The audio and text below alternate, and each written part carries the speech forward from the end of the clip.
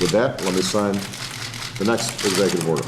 It was one of his first promises in office, and now U.S. President Barack Obama is hoping in his last year he can actually accomplish it, close the controversial detention center at Guantanamo Bay, Cuba. Are we going to let this linger on for another 15 years, another 20 years, another 30 years?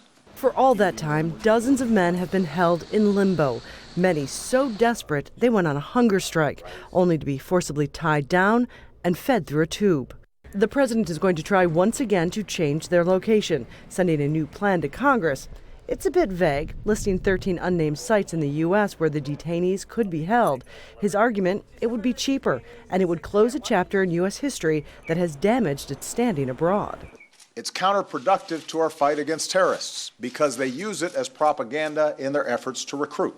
Ambassador Alberto Fernandez was in charge of the U.S. effort to counter the online messages of groups like al-Qaeda. He disagrees with the president. The negative influence that Guantanamo had, the negative influence that Abu Ghraib and these other things have, are going to live on long after they've been shut down.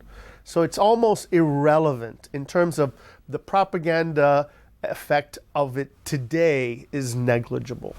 The president would have to get his plan through a Congress controlled by the opposition.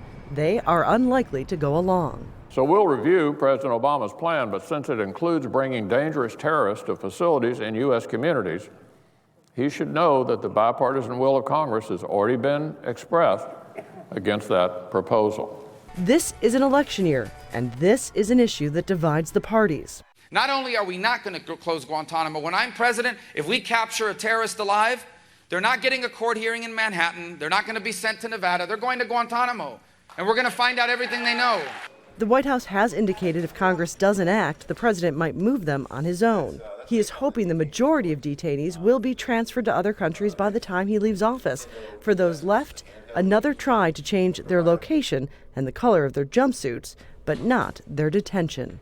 Patty Culhane, Al Jazeera, Washington.